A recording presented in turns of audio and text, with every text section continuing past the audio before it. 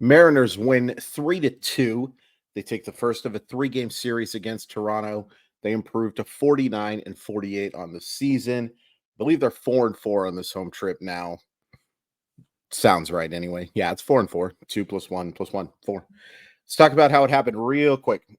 Danny Jansen homers to left in the 5th to give Toronto a 1-0 lead.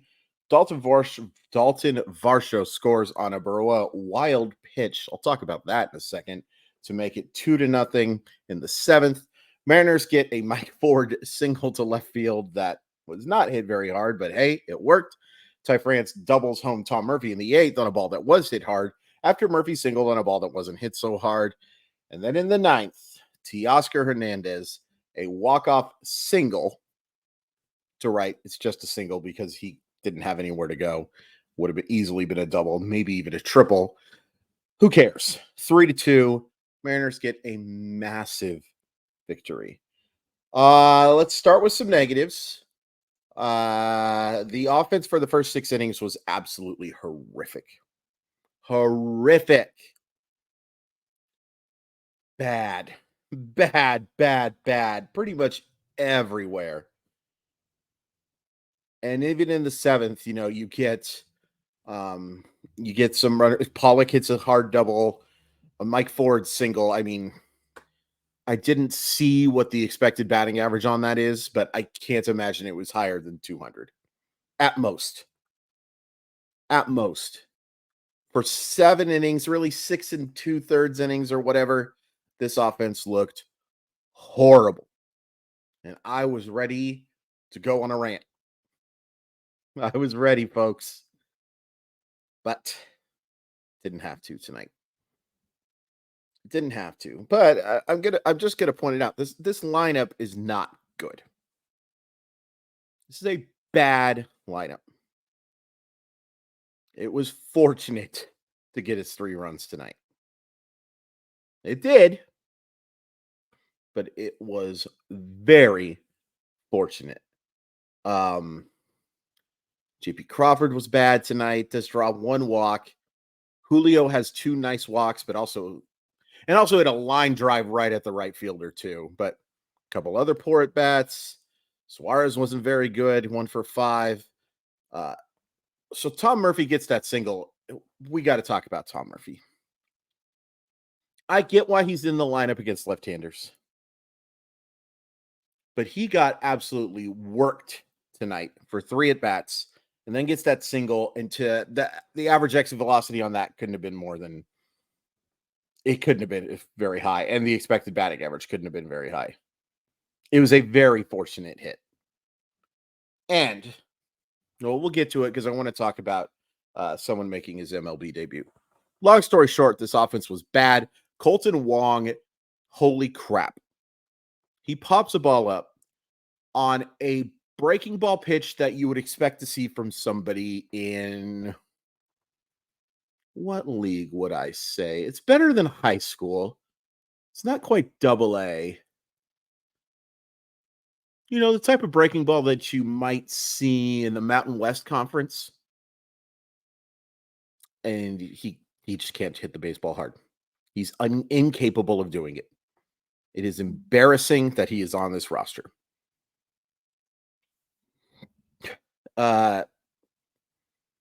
So Prelander Baroa makes his MLB debut tonight, and it didn't go particularly great.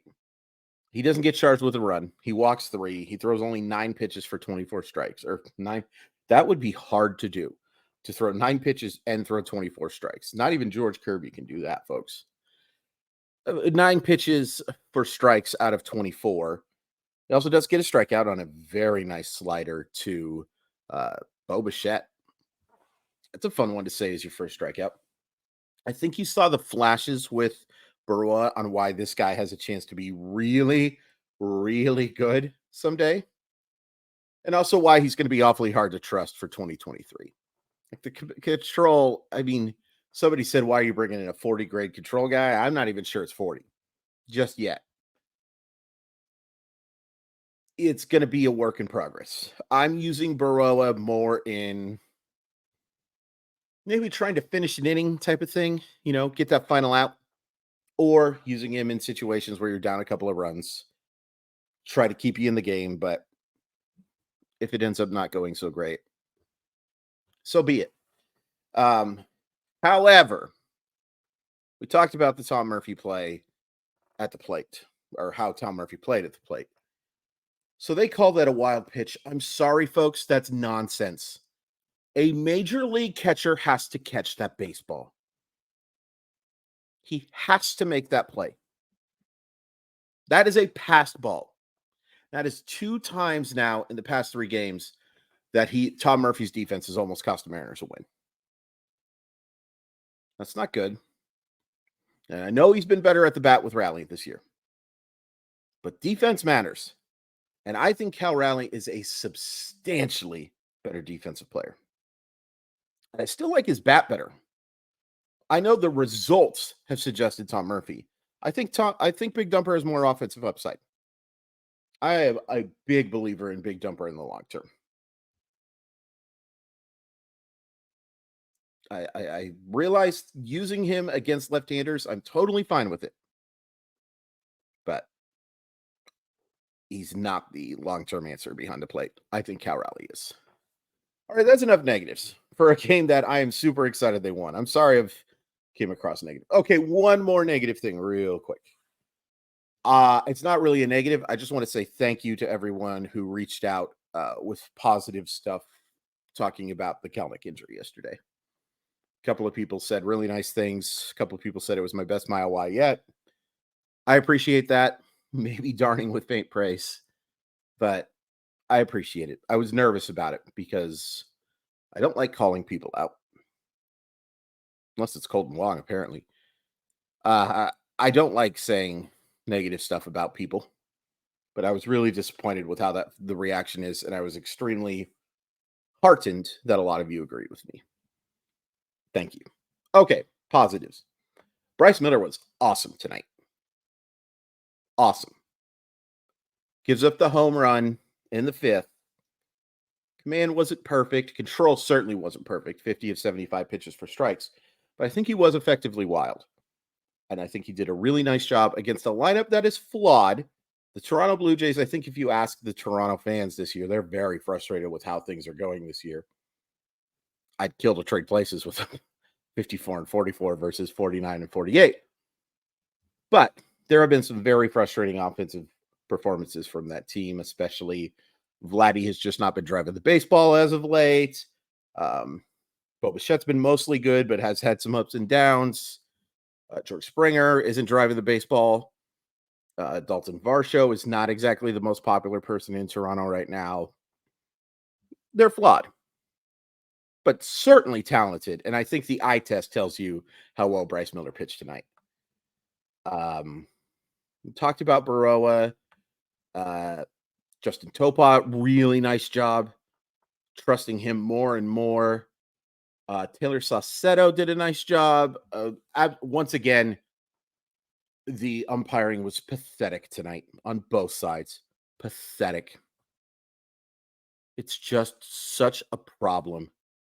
The Julio at bat that he draws to walk is a perfect example because you call a strike on a pitch that was right around his eyeballs, and then a perfectly placed pitch is the next one right on the corner at his knees that you call a ball. You just don't know what you're doing, dude. And it's time for you to give up. Give me the robot umpires now. They're ready. Let's go. Let's go. Anyway, Saucedo should have had a very big strikeout. He ends up doing the job, and then Paul Sewald. Excellent. Just issue a walk, but I trust him so much. I trust Sewald, Munoz, all those guys so much. This bullpen is good. This bullpen is good. It's not as good as last year, but it's good. Let's talk about Teoscar Hernandez. What a big game for him. And Service brought it up after the game. I don't usually watch the post-game show. There's just not a lot of good that comes from it, in my personal opinion.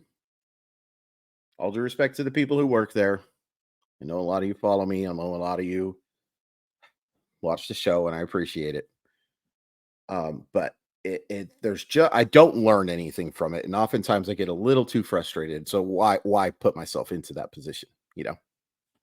Anyway, I did watch it tonight, and I listened to Service talk about how Hernandez was so bad in that series against Toronto earlier in the year in Toronto, and clearly trying to do too much.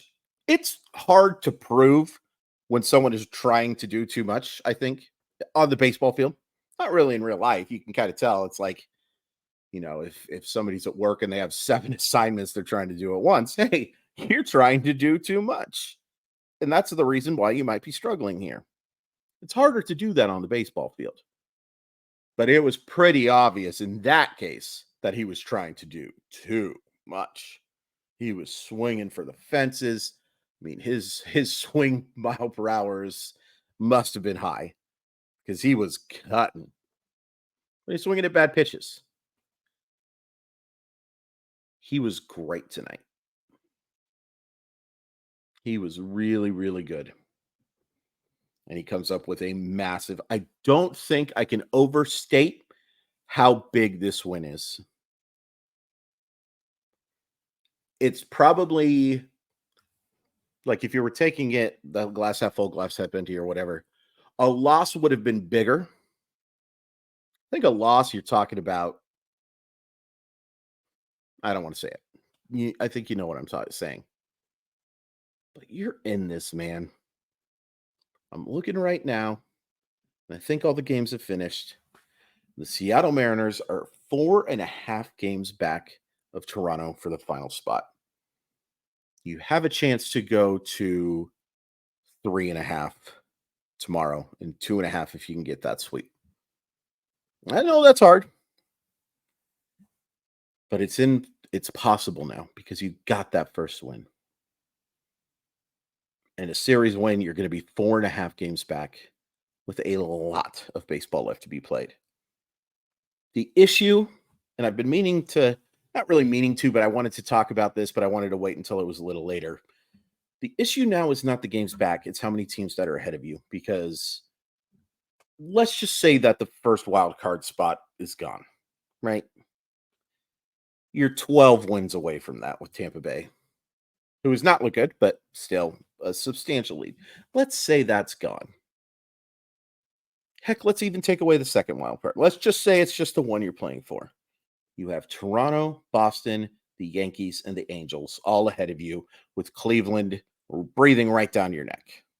Another team that you certainly have to contend with, or Minnesota, one of the two, right?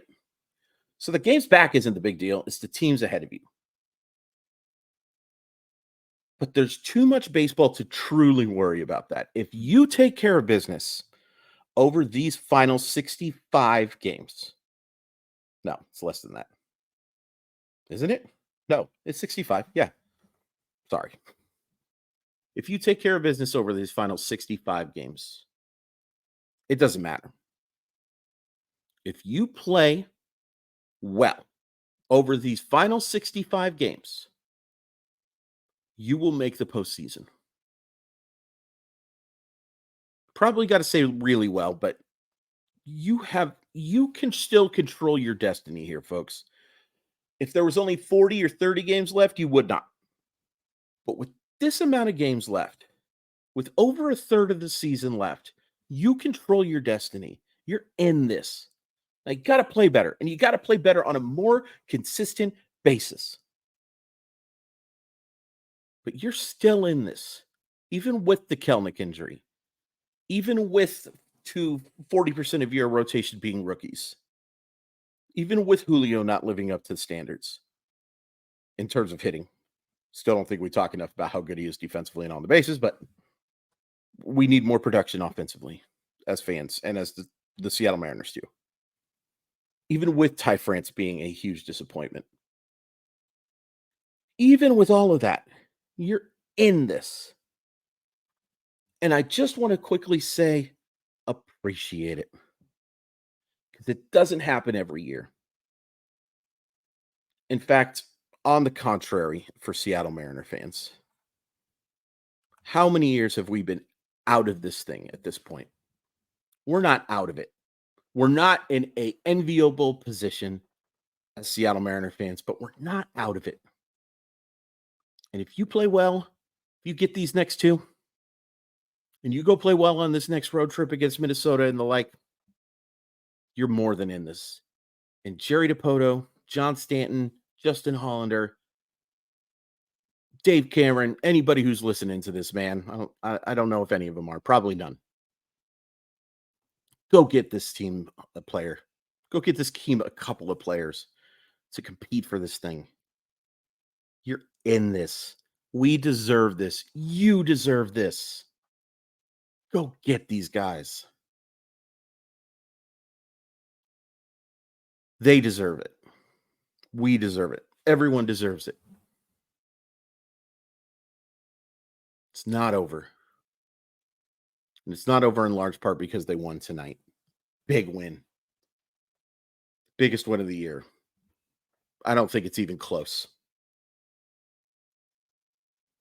I'm pumped up. Baseball can just do these things to you, man. Baseball can be a real jerk. Baseball can make you feel real bad sometimes because it's such a long grind. It also can do this where it makes you feel so good. Let's go. Let's go on one of these long winning streaks. Let's go add to this team to make it better. Let's forget how frustrating these first 96 games were and go get better. Tomorrow's a fun one. You got Kevin Gossman against Logan Gilbert. Same matchup as game 2 of the Wild Card Series last year. Gossman was really good in that game, by the way. Really good. Gilbert was pretty good. No, excuse me, I'm wrong. Gilbert did not pitch in that game. That was Robbie Ray. Robbie Ray was not so good in that game. Gilbert versus Gossman is a good pitching matchup, though, despite my flub there. Got it. Because heaven knows I don't know how to edit anything out of this thing. Maybe it's more that I don't want to edit anything out of this thing. I'm sure I could learn, but what a great win. What a fun win for a big weekend. Let's go. Follow me on Twitter at Crawford_MILB. Sports Sometimes podcast. Please go check that out. Had a really fun episode with Kylie McDaniel on Thursday. He talked about a whole bunch of fun stuff. I thought it was really good. It's an hour 20. Maybe put it on the 1.5, which is something we talked about, actually, is podcast speed. For a short time, but it is a long one. And then the RotoWire Fantasy Baseball podcast is every single day, and I host it every single weekend. So please be sure to check those out. I'm pumped. I hope you're pumped too, because that was a fun baseball game. Let's get 2 more.